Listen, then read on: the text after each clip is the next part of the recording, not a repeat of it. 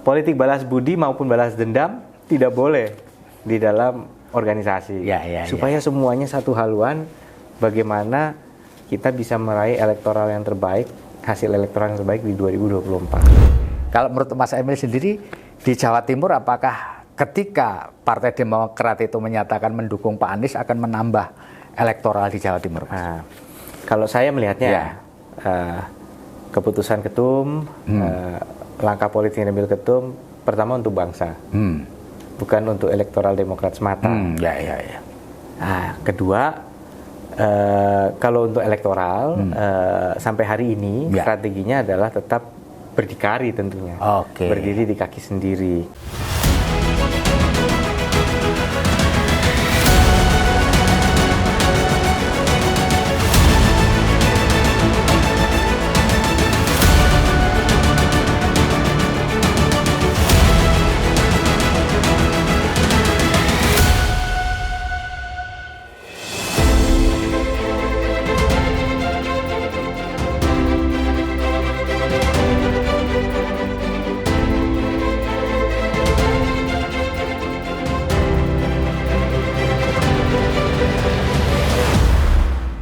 Assalamualaikum warahmatullahi wabarakatuh. Salam damai sejahtera buat kita semua.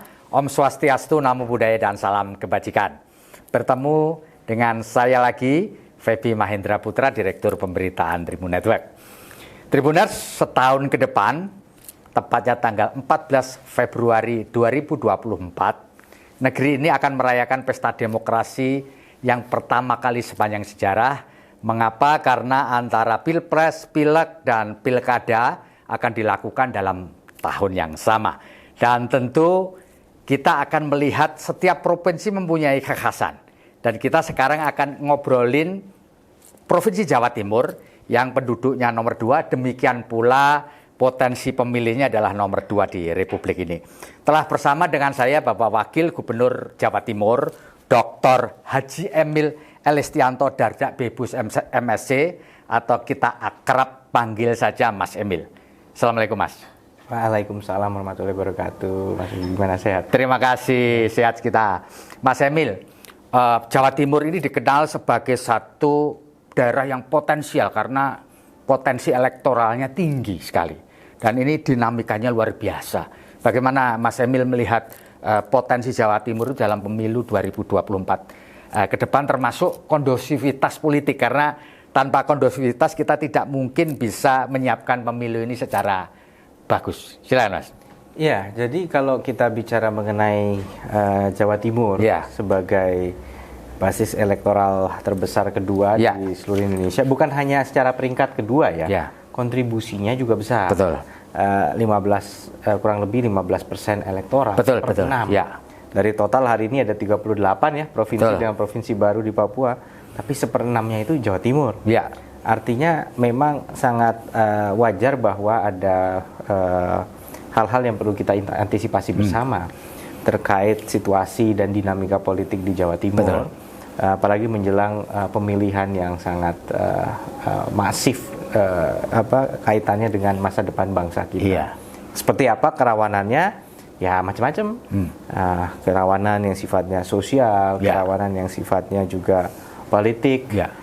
Ini sebenarnya sudah dipetakan oleh banyak entitas, baik itu kepolisian, juga bahkan beberapa kali saya dengan Pak Boy Rafli selaku Kepala BNPT, dalam anti terorisme pun kita mengantisipasi potensi kaitannya dengan panasnya situasi menjelang perhelatan pilihan. Jangankan pilkada, jangankan pilpres, pilkada saja dimonitor bahwa itu bisa menimbulkan kerawanan. Itu ya Mas Emil ya. Mas Emil, kebetulan Mas Emil ini adalah selain wakil gubernur juga seorang politisi dari Partai Demokrat. Dan kebetulan juga Partai Demokrat sudah menjatuhkan pilihan lah sementara ini. Apakah itu juga akan menjadi satu pilihan terkait pilpres? Pilihan oleh pilpres ya. Ini kan sudah menjatuhkan pilihan lah, bahwa ini kemudian harus kita tunggu dinamika selanjutnya. Tentu ini berimbas kepada Jawa Timur sebagai itu tadi, signifikan elektoralnya tinggi kan sekali. Nah, bagaimana Mas Emil melihat ini semua? Bagi Partai Demokrat, Jawa Timur juga punya positioning yang sangat penting. Di Jawa Timur kita tergolong salah satu partai yang tentunya memiliki kursi pimpinan di Provinsi Jawa Timur. Betul. Menjadi bagian dari yang sangat integral dari koalisi Khofifah Emil di pilihan gubernur 2018. Pacitan adalah tempat kelahiran Bapak Susilo Bambang Yudhoyono selaku founding father, sekaligus saat ini masih ketua Majelis Tinggi Partai Demokrat. Betul. Mas AHY adalah mahasiswa S3 UNER. Mahasiswa tapi S3, doktor, ya, dokter, karena kalau beliau kan sekolahnya udah nggak terhitung tuh, dari Harvard, dari American Military University juga ada, tapi beliau memutuskan ingin lebih manunggal lagi dengan masyarakat Jawa Timur, menjatuhkan pilihan PhD-nya di UNER. Jadi segitu Jawa Timur itu hari ini secara natural sebelum ngomong pilihan aja tuh udah deket sekali dengan Demokrat. Gitu. Nah, kaitannya gimana dengan pilihan presiden gitu ya? Saya belum berani berkomentar banyak. Bahwasanya statement ketua umum sudah tegas mengenai kebijakan sejauh ini. Haluannya udah ada, walaupun kemudian katanya masih akan ditindaklanjuti, tapi kan haluannya sudah jelas. Haluannya sudah jelas, arahnya sudah jelas. Tugas kami di lapangan tetap bagaimana mesin partai ini berjalan dengan baik. Kita tahun 2022 fokus musyawarah daerah Musda. Dan kita tahu bersama musdanya Demokrat ini modelnya bukan musda yang liberal 100%. Bukan liberal banyak-banyakan suara. Tetapi juga ada proses fit and proper. Ada musyawarah dan rembuk di tingkat DPP dengan para sepuh semua, yang kemudian saya nggak akan menutupi bahwasanya akhirnya dipilihlah kami dengan realita dukungan suara yang mungkin kalau kita bicara mengenai majority sebenarnya tidak demikian. Nah, ini yang kemudian memberikan sebuah upaya untuk konsolidasi di tingkat muscap yang harus betul-betul jernih dan baik. Nah, karena kita menerapkan sistem yang sama untuk muscapnya, gitu. Akhirnya kita lakukan, alhamdulillah. Kayak saya berprinsip bahwa kita lupakan chapter musda. Untuk muscap, saya nggak akan melihat siapa yang mendukung atau tidak mendukung dulu. Semua boleh maju. Silahkan nanti fit and proper juga dilihat. Selain dukungan dari akar rumput, fit and propernya juga dilihat. Alhamdulillah berjalan lancar. Berjalan lancar. Kalaupun di daerah yang ada penyegaran ternyata merupakan hasil rembuk juga dengan ketua yang lama misalnya gitu. Nah ini yang kemudian memang ini dilakukan sebagai sebuah upaya alternatif dalam proses regenerasi kepemimpinan partai. Itu sudah dilakukan. Sekarang lagi tahap musancap, musyawarah anak cabang. Saya sampaikan kepada ketua-ketua DPC, jangan sekedar politik balas budi 100%. Bahwa kalau memang diyakini PAC ini perlu disegarkan pengurus jabatannya, walaupun dia kemarin mendukung nggak apa-apa, tapi ya diwongke lah, dukung mungkin memperkuat di level DPC atau apa gitu. Jadi ini kita coba bangun politik balas budi maupun balas dendam tidak boleh di dalam organisasi, supaya semuanya satu haluan. Bagaimana kita bisa meraih elektoral yang terbaik, hasil elektoral yang terbaik di 2024. Nah ini proses ini kan nggak instan kita jalankan. Alhamdulillah kita melihat berbagai lembaga menyampaikan ada respon positif dari masyarakat terkait elektabilitas Partai Demokrat di Jawa Timur. Mas Emil, di tahun 2023 ini juga ada saatnya untuk melakukan seleksi politik internal partai untuk dicalonkan sebagai anggota legislatif. Ya kan? Mulai pendaftarannya kan sudah dimulai nanti pada bulan ke depan. Bagaimana sih Mas, bisa dijelaskan mekanisme untuk rekrutmen calon anggota legislatif di Jawa Timur ini gimana? Apakah pengurus Partai Demokrat di wilayah Jawa Timur juga ikut serta di dalam melakukan proses seleksi ini? Memang kenyataannya semua partai open registration. Siapapun boleh mendaftar. Masyarakat juga kadang-kadang mau daftar banyak nanya-nanya dulu. Betul. Sebelum daftar tuh nanya dulu. Jadi hampir jarang tuh yang tiba-tiba datang nyampe kita nggak kenal dia. Pasti satu dan lain cara gitu mereka akan ngontak ya. One way or another mereka akan ngontak terus ini. Ya tentunya pertama kita berharap incumbent bisa maju lagi.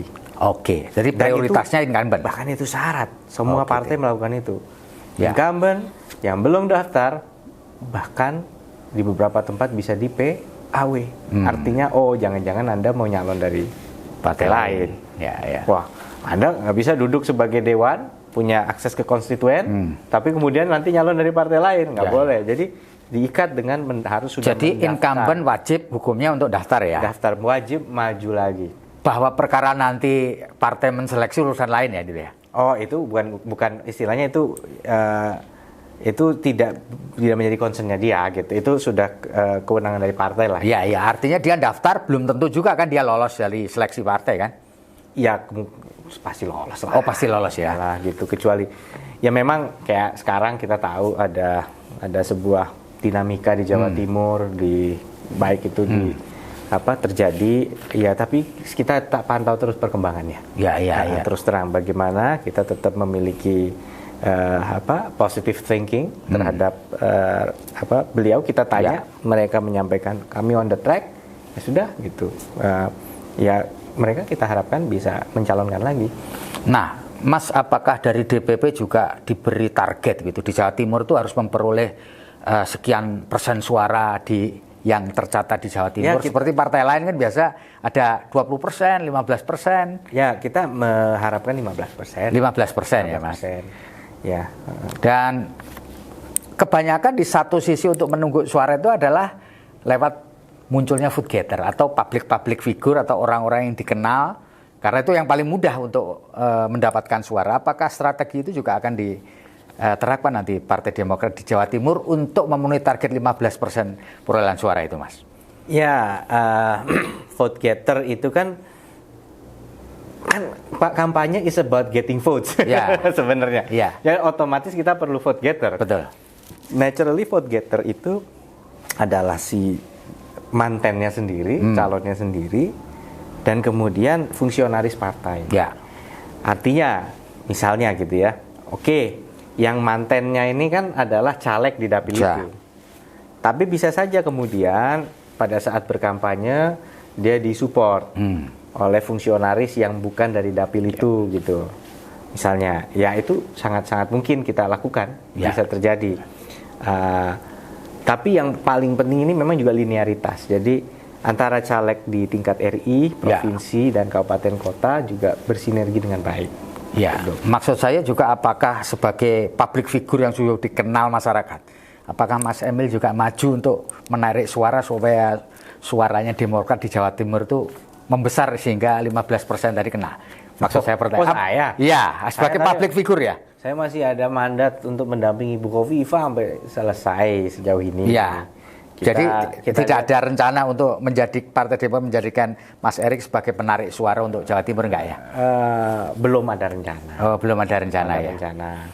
Jadi diserahkan kepada teman-teman lain untuk bagaimana ceritanya supaya mereka sebagai pengantin bisa meraih suara sebanyak-banyaknya di luar para pengurus partai ya. Pengurus partai kan juga ikut turun ya, ikut mendampingi gitu ya. Karena kan misalnya gitu, kita mau bilang, Demokrat ini peduli pada petani. Kita ke Jember, kita cerita, Demokrat peduli pada petani. Kita mensupport, mengadvokasi program untuk petani gitu ya. Nah, tapi yang di Komisi B itu salah satunya Pak Bianto tuh di Kediri kan gitu kan. Ya, tapi Pak Bianto dalam konteks sebagai memperjuangkan kepentingan petani, ini juga punya leverage untuk kemudian kita ceritakan karya-karyanya di Jember misalnya. Gitu. Jadi ini adalah konsep yang holistik yang kita sampaikan karena kan ada kerja-kerja komisi, ada kerja-kerja dapil. Ya, Mas, terkait dengan elektoral yang akan kita raih di Jawa Timur dengan potensi yang luar biasa besar ini, apakah Anda punya keyakinan bahwa pada saat yang sama, torok kata ini Demokrat sudah mengendorse Pak Anies gitu ya, dengan teori efek ekor jas, apakah sosok Pak Anies ini akan mampu menarik suara untuk ke Demokrat, Mas, di tahun 2002? Kalau teori politiknya kan calon yang dimunculin akan menimbulkan efek ekor jas gitu. Kalau menurut Mas Emil sendiri di Jawa Timur, apakah ketika Partai Demokrat itu menyatakan mendukung Pak Anies akan menambah elektoral di Jawa Timur? Nah, kalau saya melihatnya keputusan ketum, langkah politik yang diambil ketum, pertama untuk bangsa, bukan untuk elektoral Demokrat semata. Nah, kedua, kalau untuk elektoral, sampai hari ini strateginya adalah tetap berdikari tentunya, berdiri di kaki sendiri. Kita punya track record dengan perjuangan dari ya Partai Demokrat ini, contohnya di Jawa Timur adalah bagian dari government kan, bagian dari pemerintahan. Baik di era Pak Dekarwo, saat itu Demokrat menjadi coalition-nya ya, pengantin pengusungnya, dan hari ini juga sama gitu. Jadi ada masih banyak hal yang perlu kita komunikasikan kepada publik untuk mereka lebih mengenal Partai Demokrat dengan lebih utuh gitu. Bagaimana kita berbuat kepada masyarakat di Jawa Timur, dan mungkin itu yang akan lebih difokuskan adalah kotel efek dari justru dari eksistensi hari ini, dari para dewan, dari eksekutif. Jadi intinya Pak Anies Baswedan ini bukan untuk kepentingan elektoral dari Partai Demokrat di Jawa Timur ya. Artinya elektoralnya itu tugas dari para kader yang kemudian dimunculkan sebagai calon anggota legislatif gitu ya Mas. Saat mengambil keputusan besar seperti itu. Tentunya sebaliknya, tapi tidak adverse. Artinya tidak adverse artinya kami yakin juga keputusan ini tidak berdampak negatif. Kan bisa tuh, artinya justru keputusan yang malah merugikan elektoral kami gitu. Ya, kami sih nggak melihat itu merugikan. Tapi bahwa apakah tujuannya untuk mendongkrak elektoral, insya Allah tidak, bukan itu yang utama. Begitu. Jadi kepentingan bangsa dan negara number one. Ya, Mas Emil, satu di antara kelompok yang sekarang mendominasi suara adalah kelompok milenials ya. Gimana sih caranya supaya milenial itu tertarik untuk bergabung atau menjadi pemilih Partai Demokrat terutama di Jawa Timur? Alhamdulillah sebenarnya susunan kepengurusan DPD kita ini itu hampir separuhnya itu anak muda. Bener-bener ada regenerasi yang luar biasa.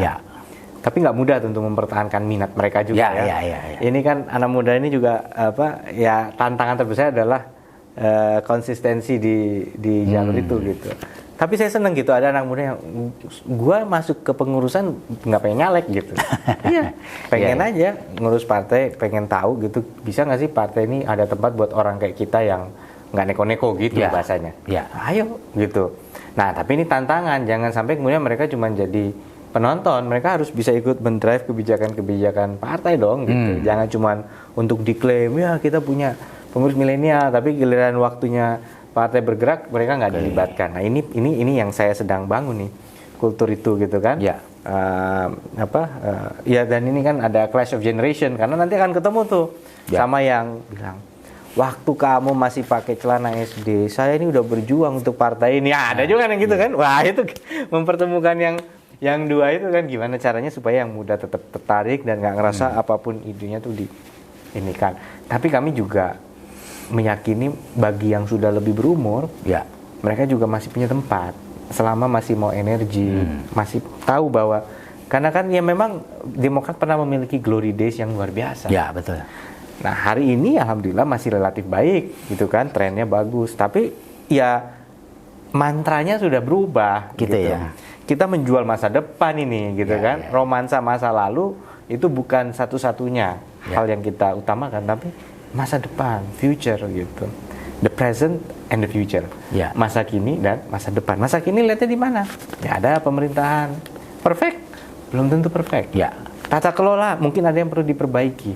Tapi ada capaian-capaian nyata yang harus kita syukuri bersama.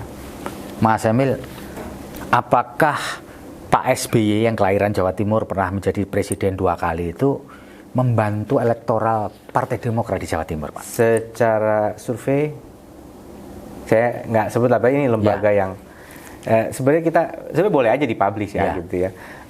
Ada kita melakukan survei independen internal, dan ini melibatkan lembaga yang accredited gitu ya, dan ternyata memang pengaruh Pak SBY masih sangat signifikan. Masih punya pengaruh ya untuk menarik suara gitu ya. Betul. Ternyata Demokrat ingat Pak SBY. Walaupun juga banyak yang mengenal figur Mas AHY. Elektabilitas beliau sebagai calon wakil presiden di Jawa Timur itu one of the highest, salah satu yang tinggi. Paling tinggi ya.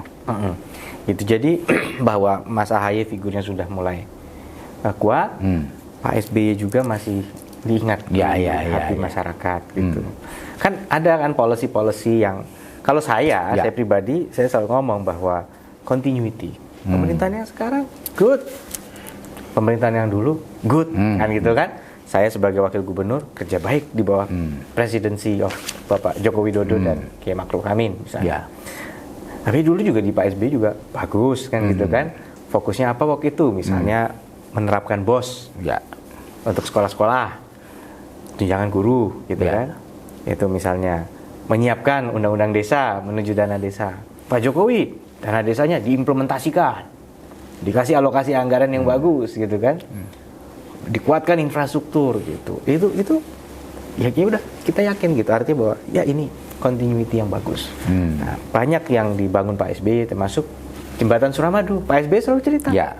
Itu juga continuity dengan Bu Mega, dengan presiden-presiden sebelumnya gitu. Jadi saya senang sekali gitu melihat bahwa ternyata bangsa ini tuh kenegarawanan itu adalah saat kita melihat bahwa semua adalah tongkat estafet. Buat apapun warnanya, kita terus melanjutkan pembangunan dengan baik. Gitu. Sama seperti kami, Bu Kofifa melanjutkan.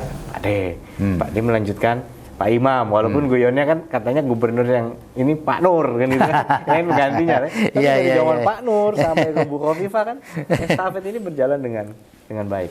Mas Emil, di tingkat nasional ada hubungan yang akrab antara Partai Demokrat, Partai Nasdem dengan PKS ya, Partai Keadilan Sejahtera. Lah implementasinya di Jawa Timur ini bagaimana? Bisa cerita nggak, Mas? Kalau kita di sini kan katanya adanya faksi Jawa Timur. Jadi Jawa Timur ini memang semua partai juga kompak gitu sebenarnya. Semua partai kompak gitu. Jadi komunikasi bagus ya dengan Kak Janet ya. Kak Janet tuh Ketua Nasdem Jawa Timur bagus. Dengan Pak Irwan, Ketua PKS Jawa Timur bagus juga. Jadi ya enak ini nyambungnya, istilahnya tuh bukan lagi membangun dari nol gitu, bahwa dari sebelumnya kita udah bagus gitu. Saya sering ditugasi Bu Gubernur juga untuk menghadiri berbagai kegiatan PKS sebagai wagub ya. Itu waktu itu bareng Cak Eri Wali Kota Surabaya kita ada acara di mana dekat jembatan Kenjeran itu sama Pak Salim Segaf misalnya. Gitu. Ada banyak acara. Jadi bagus kok komunikasi kita lancar melanjutkan yang sudah baik. Kalau di luar koalisi perubahan ini bagaimana komunikasinya? Dan alhamdulillah masih bagus. Walaupun ada, dan kita lihat juga di atas cair loh antara ketum partai ini dengan ini bisa saling berkunjung, bisa saling ini. Nah, di sini juga sama. Dengan Golkar, dengan Cak Sarmuji, dengan Bu Nyai Munjida, itu hubungan kita bagus, ya. Dengan semua lah. Ketua DPRD saat ini ada Pak Kusnadi, gitu ya. Komunikasi beliau juga sebelum ada revisi kepengurusan bagus. Insya Allah mudah-mudahan nanti dengan PLT maupun PLH dari PDI Perjuangan juga bisa bagus ya, dengan Pak Said maupun dengan Mbah Kung, Pak Kanang, bisa jalan bagus. Semua lah, mungkin ada yang belum tersebut tadi, ini harus sebut semua. Nanti kalau nggak disebut, dipikir nggak, ya kan? Ya kita bicara juga misalnya dengan tadi kan P3 sudah PAN, dengan Mas Rizky Sadik, ya juga baik kolaborasi kita. Hanura dengan Cak Masteng, itu juga Pak Mas Yunianto, gitu, juga baik. Jadi komunikasi baik ini. PBB itu juga mereka punya faksi di situ juga kita baik. PSI dengan Mas Teguh Cahyadin Kustum juga baik. Jadi semua Pak Rindo kemarin kan saya dikabari Pak Haritanu, Pak Wisnu insya Allah kan jadi ketua menurut beliau ya. Itu juga ya. Jadi semua, maaf kalau ada yang belum tersebut, tidak ada maksud ini. Tidak ada maksud lain ya. Tidak ada maksud lain, bukan ini. Tapi saya ingat saya harusnya sudah tersebut semua itu, minimal kan tadi semua sudah kita sebutkan gitu. Mungkin ini pertanyaannya agak PKB ya. Iya, Gus Salim ya Pak Menteri ya. Mungkin ini menjadi penting Mas Emil ketika KPU verifikasi sudah meloloskan partai-partai baru. Ya. Di antaranya partai adalah Partai Kebangkitan Nasional (PKN). Ya. Yang disebut-sebut sebenarnya kan akarnya sama, asalnya sama gitu ya. Ya, orang bilang ini para loyalis Anas Urbaningrum, termasuk tentu di Jawa Timur. Buat Mas Helmy memandang PKN ini sebagai musuh dalam tanda petik atau rivalitas karena dulu berasal dari tempat yang sama, itu bagaimana ini? Kalau sudah waktunya pemilu, semua adalah rival. Tapi rival dalam konteks yang positif ya. Yeah. Gitu. Karena kita kan tidak mengenal model di Malaysia yang ada model kayak semacam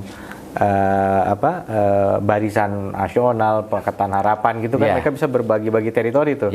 Majunya sebagai coalition kan. Di dapil sini partai yang ini nggak usah maju, partai ini, makanya di sini nggak ada. Di sini ya di semua dapil kita daftarkan gitu. Jadi ya kompetisinya dengan semua gitu. Bahwa ceruk di Jawa Timur itu secara logis ceruknya jelas, ceruknya itu ya ada yang memang katanya basisnya agamis, ada nasionalis, tapi ternyata pilihan politiknya cukup cair. Bahwa ternyata yang mereka yang barisan santri juga senang memilih partai nasionalis karena yang nasionalis ini di Jawa Timur memperjuangkan pembangunan keumatan. Ada juga yang nasionalis yang kebetulan cocok dengan figur yang ini kan oleh partai yang platformnya agamis. Sangat cair. Ini secara survei sangat cair gitu. Jadi insya Allah sebenarnya siapapun kita welcome untuk menjadi mitra tanding yang baik gitu. Jadi nggak ada rasa khawatir bahwa PKN nanti akan ngambil konstituennya Partai Demokrat ya. Terus kalau kita khawatirnya cuma sama satu, terus yang lain ternyata yang ngambil nanti. Nggak bisa. Kita fokus. Ya. Mas Emil sebagai wakil gubernur Jawa Timur tentu mengikuti progres perkembangan dari penyelenggara pemilu, lalu kemudian aparat keamanan, polisi dan sebagainya. Kalau menurut Mas Emil apa yang crucial point yang perlu sangat mendapat perhatian di wilayah Jawa Timur? Kita sudah punya pengalaman Pilpres 2019, di Pilkada 2020 di tengah COVID yang sangat challenging ya. Pilgub 2018 sendiri kinerja dari aparat luar biasa. Harapan pribadi saya gini, sebenarnya lebih kepada fairness lah. Ini bukan kritik ke belakang ya, tapi ini harapan ke depan. Kayak misalnya gitu, nggak boleh pasang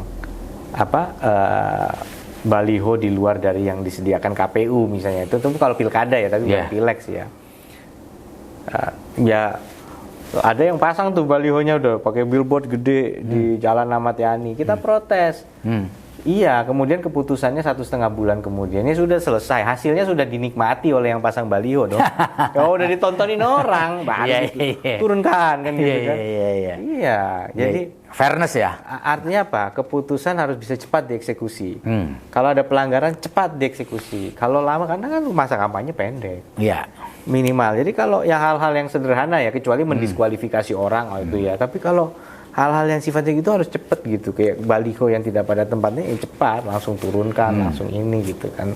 Itu aja sih sebenarnya. Tapi kalau kemarin dalam konteks pengamanan komunikasi kepada masyarakat, saya mengapresiasi kinerja dari aparat selama ini sudah bagus. Kemarin dalam ngobrol dengan penyelenggara pemilu dan pengawas pemilu, satu di antara crucial point yang menjadi kekhawatiran adalah pengendalian hoax.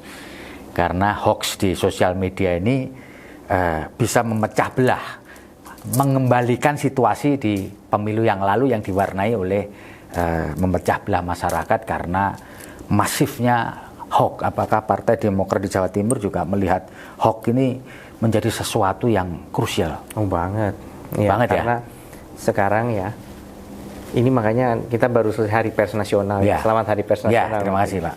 Jadi kan yang paling keren tuh kalau kita masukin link berita kan, dia kalau di WhatsApp keluarnya kayaknya official gitu kan. Ada foto kecilnya, ada kayak semacam title dan link. Dan bisa kita tambahin caption apapun yang kita mau.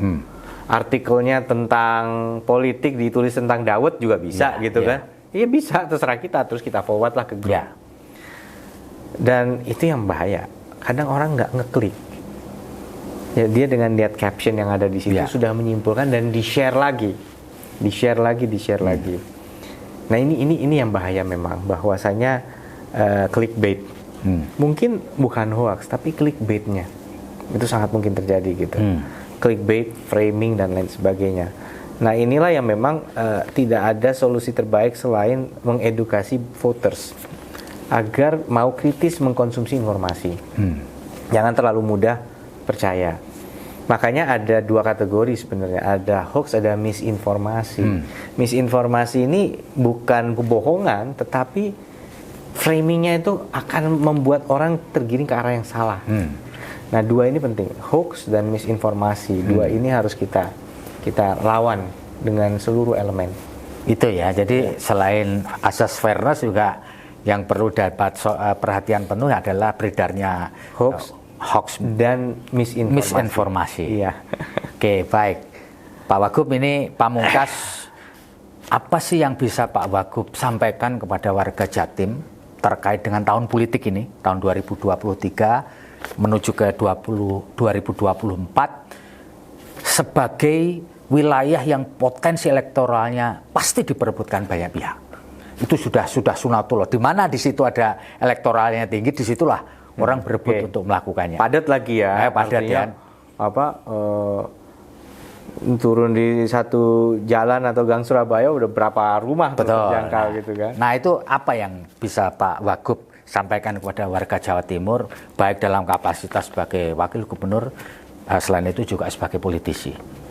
Ya, sebagai politisi dulu ya, artinya sebagai fungsionaris partai, kami sendiri berkomitmen untuk bagaimana kita bisa menegakkan demokrasi yang bermartabat. Sekali lagi sesuai dengan tema Hari Pers juga ya, bebas demokrasi. Kita juga ingin demokrasi yang bermartabat.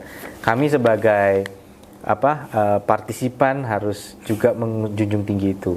Godaan macam-macam lah ya untuk melakukan taktik atau langkah-langkah yang mungkin bisa menimbulkan friksi, gesekan. Kita hindari. Ya, sebisa mungkin kita hindari. Dan kita berharap juga masyarakat bahwa ini bukalah hati dan pikiran seluas-luasnya untuk mempelajari sedalam-dalamnya pilihan yang ada di depan mata. Itu penting karena apa? Dan jangan gampang termakan janji-janji kosong, ya artinya ini nanti jalanan di sini pasti semuanya bagus gitu kan. Ya dihitung dulu lah anggaran untuk benerin jalan nasional provinsi sekian kilometer, maintenance saja belum tentu pas, apalagi ekspansi jalan gitu kan. Itu jadi coba dilihat gitu. Kemudian ya money politik jangan sampai terjadi. Dan ada dua macam money politik. Money politik adalah vote buying di hari H. Atau yaitu kesannya dia memberi bantuan, tapi bantuan itu ya pamrih aja di depan aja gitu, tapi sebenarnya dan tanya duit dari mana ya Anda bisa ngasih, itu yang penting. Ya. Kok Anda bisa jor-joran duit dari mana? Kan gitu, itu juga penting kan gitu. Nah yang kedua yang tidak kalah penting selain itu adalah politik patron. Jadi kita ngikut gitu, ada orang datang, ini saya punya suara nih, saya tokoh saya. Sebaiknya ayo langsung aja dipelajari lah. Nggak usah sungkan harus ikut. Karena apa? Karena kita belum tentu tokoh itu tuh murni dukung si A karena pilihan atau karena ada deal-dealan. Deal-dealan yang kayak apa gitu loh. Saya udah ngalami gitu. Orang yang mengaku patron ternyata ujungnya milih saya bukan karena cinta, tapi dealnya cocok apa enggak gitu loh. Wani biro gitu. Iya, deal macam-macam lah gitu ya. Ya kalau dealnya penting saya gini. Oke, saya ketua Gapoktan. Saya minta fakta integritas bagaimana pupuk subsidi ini bisa bertambah tahun depan. Oke ya. Tapi kalau misalnya anggaran kampanyenya berapa buat saya? Ya susah gitu. Jadi mari kita juga waspada dengan politik patron tadi. Make your own decision. Buat keputusanmu sendiri, pelajari sendiri. Insya Allah kan semua pemilih sudah sangat terpelajar. Dan jangan takutlah dengan intimidasi, karena siapapun yang dijoblos nggak ada yang tahu. Itu hanya antara dia dengan yang maha kuasa, karena KPU pun nggak tahu dia nyoblos siapa. Kecuali dia bawain foto si potret ya. Itu bahaya tuh, di foto terus. Nah itu. Atau kalau pilihan yang modelnya misalnya Kang Febi ganteng, kan kode kan Kang Febi keren kan gitu kan ada tuh. Itu kalau musyawarah organisasi tuh. Kalau sini nggak bisa kan coblos. Kalau sebagai Wagub Pak? Sebagai Wagub harapan saya bahwa demokrasi adalah pilihan founding fathers kita, pendiri bangsa kita. Indonesia waktu itu ingin merdeka. Pilihannya apa? Mau monarki, mau authoritarian, bukan authoritarian, istilahnya mau non demokrasi bisa, karena kita memilih demokrasi karena suara rakyat, katanya Vox Populi, Vox Dei kan. Gitu. Kita yakin bahwa masyarakat akan memilih dengan hati nurani yang jernih, gitu. Bahwa format demokrasi berkembang setiap fase, apakah pemilihan langsung, terperwakilan itu yang penting esensinya demokrasi dulu gitu. Nah ini jangan sampai istilahnya di alam sana pendiri bangsa kita sedih gitu, bahwa mereka yang sudah berjuang mati-matian, terus kita terhadap demokrasi apatis. Alah siapa aja yang jadi presiden, jadi DPR, aku ya tetap harus nyari duit sendiri kok. Iyalah. Iyalah. Tapi kan kalau misalnya dipimpin oleh pemimpin yang benar, dia akan mencoba mendorong pengembangan sektor pendidikan, kesehatan yang baik. Ya gitu loh maksudnya kan. Bagaimana membangun infrastruktur, menyejahterakan masyarakat melalui program sosial yang baik, itu kan penting gitu loh. Jadi dan alam ini harus stabil, harus harmoni, harus terjaga. Jadi nggak semua itu otomatis loh. Menjaga harga itu kadang faktor eksternal banyak, tapi juga ikhtiar-ikhtiar untuk mengendalikan inflasi dan lain-lain juga ada. Gitu. Jadi mari kita tidak apatis terhadap demokrasi. Mari kita buktikan bahwa memang Indonesia ini merdeka dan bisa menjalankan regenerasi kepemimpinan dengan penuh tanggung jawab. Mas, satu lagi nih terakhir, bener nih. Emang di Partai Demokrat Jawa Timur nggak perlu dibantu buzzer ya? Gini. Apa sih buzzer itu kan? Pendengung. Dia kayak amplifier lah gitu. Dan ada yang dibayar, ada yang enggak, gitu kan? Gitu. Tapi kan konotasinya jadi negatif ya. Karena luar biasa ya, begitu si A muncul gitu ya. Buzzer ini bener-bener gitu. Pokoknya apapun yang tentang A harus jelek dan apapun yang tentang B harus bagus gitu. Dan deret gitu ya. Menurut saya gini, susah secara legal, agak sulit untuk kita menyikapi, walaupun di film-film Korea tuh pabrik-pabrik buzzer udah mulai ditindak, ada di drama-drama Korea. Saya nggak tahu, saya nggak juga emang bisa ya ditindak ya gitu. Jadi kayak ada ruangan gitu ya, di belakang isinya tuh orang bikin komen seakan-akan. Nah, dan yang susah kadang-kadang buzzer itu dia bukan dirinya sendiri. Ada lagi yang buzzer tuh akun-akun yang gelap lah, nggak ada yang tahu dia tuh siapa gitu, nggak tampil sebagai dirinya sendiri. Nah, itu memang kita menyayangkan lah kalau tidak mau membuka hati gitu, melihat gitu. Jadi apapun yang bagus tentang si A harus dipatahkan, apapun yang jelek tentang si A harus di-glorify, harus diamplifikasi, dan sebaliknya untuk si B. Jadi Partai Demokrat Jatim nggak memerlukan kader yang dididik untuk menjadi cyber army gitu. Kita nggak mendidik orang untuk menjadi istilahnya fake account. Kita tidak mendidik orang untuk sembarangan menyerang lawan politik kita. Membabi buta. Kita juga nggak dididik untuk sembarangan memuja-muja hal yang terkait dengan kita tanpa dasar. Jadi menyuarakan pendapat penting, tapi secara bertanggung jawab. Apakah itu disebut buzzer atau enggak itu urusan lain. Tapi bahwa partisipasi di dalam dunia maya, menurut saya itu hal yang sah-sah saja asal kode etiknya kita pegang teguh. Oh gitu ya. Baik, para pemirsa Tribuners, kita sudah ngobrol dengan Wakil Gubernur Jawa Timur yang juga Ketua DPD Partai Demokrat Jawa Timur, Pak Dr. Haji Emil Elestianto Dardak Bebus MSc. Dan kita harapkan bersama tentu Jawa Timur sebagai elektoral terbesar nomor 2 di Indonesia akan mampu mengikuti pemilu serentak tahun 2024 itu secara aman, dan lebih penting lagi pemilu yang menggembirakan, bukan menakutkan. Demikian, saya Feby Mahendra Putra pamit undur diri. Terima kasih, Mas Emil. Assalamualaikum warahmatullahi wabarakatuh. Salam damai sejahtera buat kita semua. Om Santi Santi Om, Namo Buddhaya. Salam kebajikan dan jangan lupa tetap bahagia.